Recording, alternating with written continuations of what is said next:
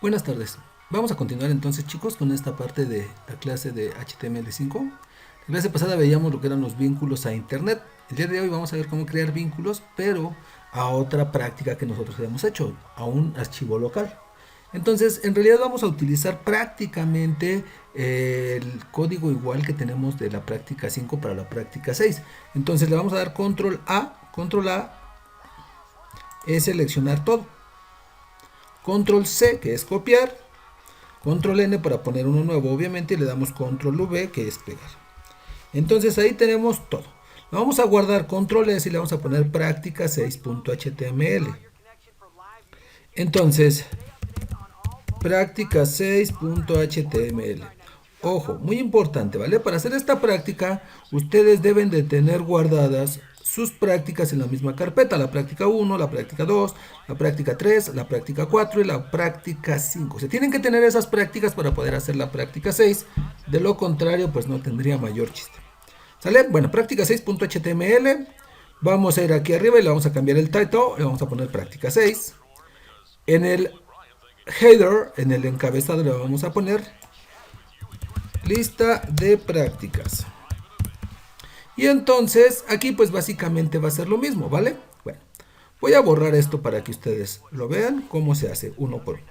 Entonces le ponemos aquí la parte de a, href.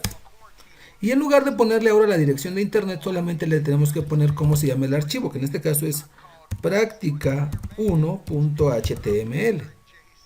Ajá. Y entonces ahí le estamos diciendo a dónde va a ir. Le tenemos que poner después de lo que sería cerrar la instrucción el texto que va a aparecer, ¿no? Ver práctica 1. Ese es un texto, eso que está en blanco es un texto, entonces eso es lo que va a aparecer en la hoja, ¿sale? Y ahí le vamos a escribir entonces para que se cierre la. Ajá. Bueno, nosotros lo que vamos a hacer es poner una instrucción que se llama BR. BR permite hacer que se haga un salto de línea, o sea que se dé un enter, que se vaya hacia abajo. Y entonces ponemos a href y le ponemos práctica 2.html y después ya le ponemos ver práctica 2, o lo que le quieran poner es el texto, pues es lo de menos, ¿no? Y cerramos.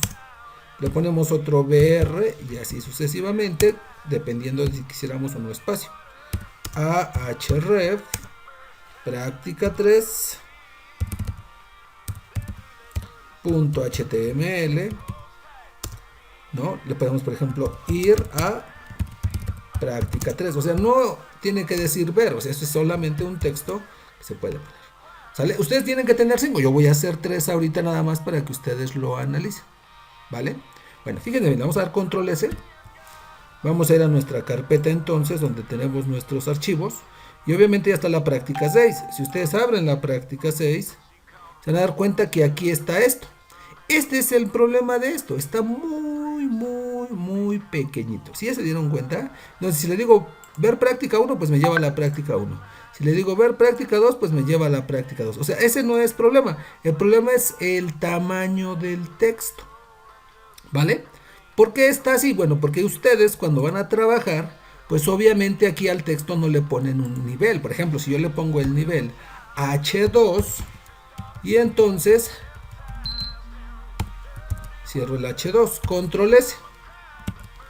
Vamos entonces y lo guardamos. Y vean cómo ahora ya dice ver práctica 1, pero pues tiene un tamaño mucho más grande, ¿no? ¿Por qué? Porque ahora nosotros estamos utilizando el nivel, ¿sí? Entonces ustedes lo que tendrían que hacer es entender que este texto va a tener dos características. La primera, que es esta que acabamos de ver, que es el tamaño, ¿no? Ustedes tienen que tener en cuenta esa parte. ¿Cómo se va a ver? ¿Vale? Y entonces aquí es la parte que ustedes tienen que aprender a razonar. A ver, lo que yo estoy haciendo es cambiarle el tamaño y hasta la fuente, ¿no? A esto. ¿Ya vieron? De hecho, aquí, por ejemplo, ya no es necesario el BR. Se lo podríamos quitar sin problema alguno. Porque ya le pusimos el H2 y el H2 tiene su propio salto de página. Entonces, vean cómo ahora ya va a quedar incluso más junto.